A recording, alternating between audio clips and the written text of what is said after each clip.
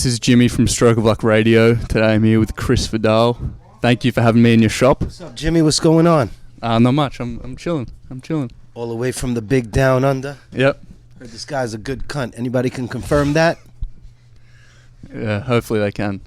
I want to ask where you're from and what hip hop means to you, because obviously it's a hip hop show. I want to bring it back to hip hop. Bebop, don't stop. I'm from Brooklyn, New York, born and raised. I was born at Greenpoint Hospital, raised on the south side of Williamsburg, aka Los Sures, and then I grew up on Church Avenue, Beverly Road. It's known as Kensington now for real estate purposes and real estate agents, but it's really known as East Flatbush back in the days. That's where my gangster comes from. As far as hip-hop, what does hip-hop mean to me? It means everything to me. I'm a child of hip-hop. I turned 50 on the 30th of this month. I'm born 7/30, so I'm 7/30 since birth. And I think that for me it was the voice that we needed so that we could be heard. Because everybody speaks and everybody could spit and say something when everybody's heard. So hip-hop became a voice. It became a channel for people in the streets, people in the ghetto, quote unquote, people that were oppressed, people that were feeling more marginalized, or just people that wanted to like be creative and bring a different style of something out, because from hip hop was born so many different categories of rap and drill rap, gangster rap, West Coast rap, East Coast rap. I mean, my first memory of hip hop was probably self-destruction. That's when I realized that hip-hop was making a movement. When KRS-One, Miss Melody, and all those different rappers got together and did self-destruction. It was kind of like the AIDS song with Michael Jackson and them, you know? Like, so it was our version. It was the streets, you know? Like, But as far as hip-hop, to me, my first experience, my first memory, my first favorite rapper was probably Special Ed, you know? I'm the magnificent with the sensational, you know, that was like, because for us, hip hop was more than just music. It was our life, you know. Yeah. It was the way we dressed, it was the way we talked, it was the way we walked, with a bop, with a bebop, with a swag, with a limp. You know what I'm saying? Like, hip hop meant so much. It encompassed so much of the streets, so much of like New York street culture, music culture. Hip hop is still like breakdancing, bebop, freestyle music. It's everything encompassed into like a voice for someone to channel and express themselves, you know? And who are some artists for you, like growing up, that really did that, like sort of created a voice? Special Ed, KRS-One, EPMD, and then Nas in the 90s. You know, I'm talking more 80s first, but then, you know, Nas came out, and then Biggie just changed the whole game for me. Biggie showed like what it was to be a fat guy and still be fly. You know, he was on some partying bullshit, you know? He was cutting classes, squeezing asses, you know what I'm saying? Like, that was what I loved to hear about, those stories. Like, he came in kicking the door, waving the 4-4, you know what I'm saying? Like, it's just, Biggie was, I embodied that in every way, everything he spit. And can you say, like, when you started getting into, like, streetwear, like... It was never really categorized as streetwear, you know. Right. I started working at Alife in 2008. Before that, I worked at Flight Club. We opened up Flight Club in 2005 on Green Street. So streetwear became a category a lot later. You know, I think streetwear was more like Karl Kani, Mecca, Right. Damaged jeans, stuff like that, that identified, you know, Cross Colors would probably be a great example of what streetwear was, you know. That was a hip-hop influenced brand, you know, and then all the other brands that came along, you know, Sean John, Rockaware, G Unit, you know, those came later as hip hop wear, you know. But streetwear to me would probably be like shops like Third Rail, Yellow Rat Bastard, you know, like these shops were focused on young designers that were bringing stuff to the streets that no one else really was at the time. Yeah. And start like with Alife, how did that begin? How did that story sort of start? Well, Alife started in 1999 at 178 Orchard Street. Rob Cristofaro, Arnaud Delacole, Tammy, I would think her last name was Farnsworth. I don't really remember her last name. And Tony Arcabasio. They saw that the streets needed an outlet. It needed a brick and mortar store to show that the source of the art is in the people itself. You know what I'm saying? Because music comes from people. It doesn't come from a machine.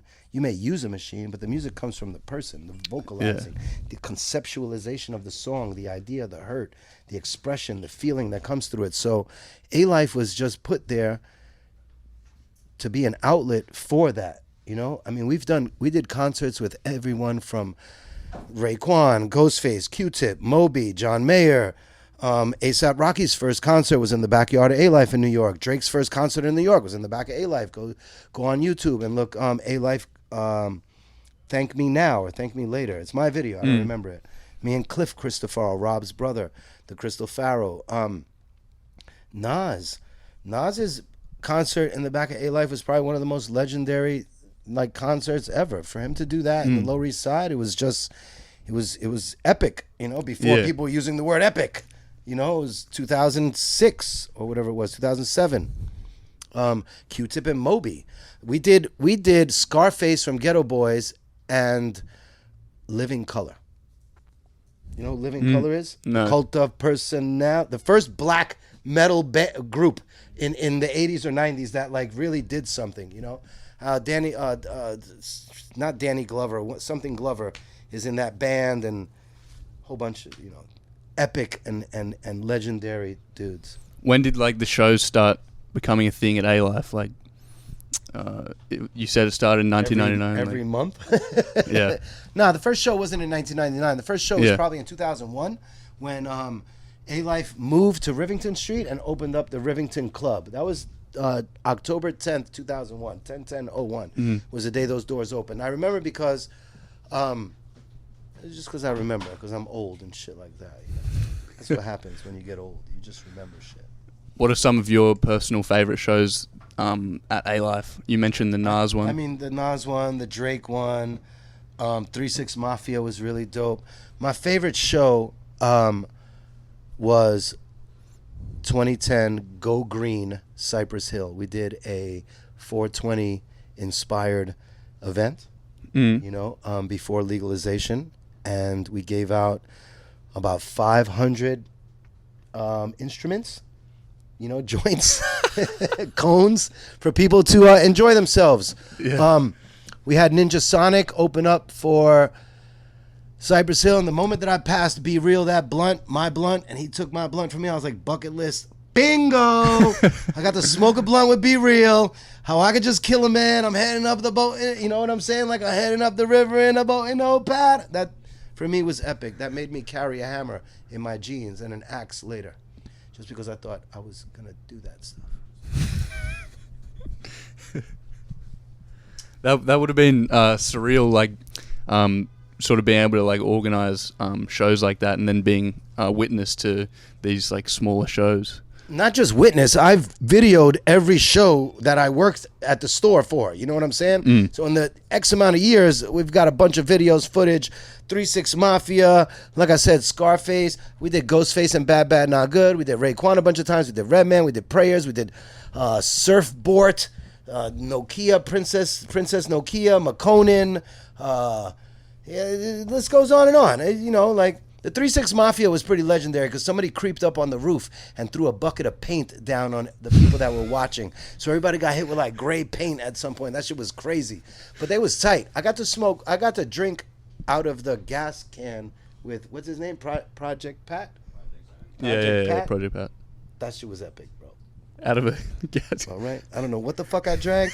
Whether it was codeine, promethazine, Aventis, this, that. But that shit was like, That was a long time ago, and I put out a disclaimer, kids, please don't try this at home. This is just, I was under the influence of like really cool people. I worked at Bad Boy for 2 years under Black Rob Pause, with Black Rob Pause, or I guess R.I.P. Black Rob forever. Got to see some really incredible shit. I was on stage when the Locks had the T-shirts that said "Free the Locks," and Puffy stopped them from coming out that moment. And like I've been around them forever, you know, like every show that they did between 2008 and 2000, I was there front row or behind stage with them, making sure that, you know, Rob was my man. And, you know, sometimes you couldn't reach Rob, so the label would reach the person closest to him, next to him, or Chris Murray, or me, or his brother Kurt, you know, and I would pick up the phone. It's about that money, yo. I pick up the phone no matter what. But yeah, you know, so we had good times, you know, traveling to different concerts, going to different states for stuff. It was pretty dope, you know. That's when Puffy was with J-Lo, and it was really fun. Yeah. I was in fucking Club New York when the Shootout popped off. I was under the fucking bar with Rob, and you could ask this nigga Fredro from Onyx. We were under the bar drinking, like going like this, taking bottles off the bar and just drinking them under the bar till the cops searched us and let us go. I've been in all that shit. The Tunnel nightclub, Limelight, Palladium. Yeah. Stories for days. I wanted to ask about like the 90s era of hip hop. Obviously, you mentioned the Tunnel. What are some like really like iconic like live venues that you sort of went to for hip hop? I was there for LL Cool J when he was wearing the red mink and they broke the doors in the front, rushing. It was girls that broke the door and broke the barricades. I was there for Nas's epic performance when he brought out who was it? The ramp.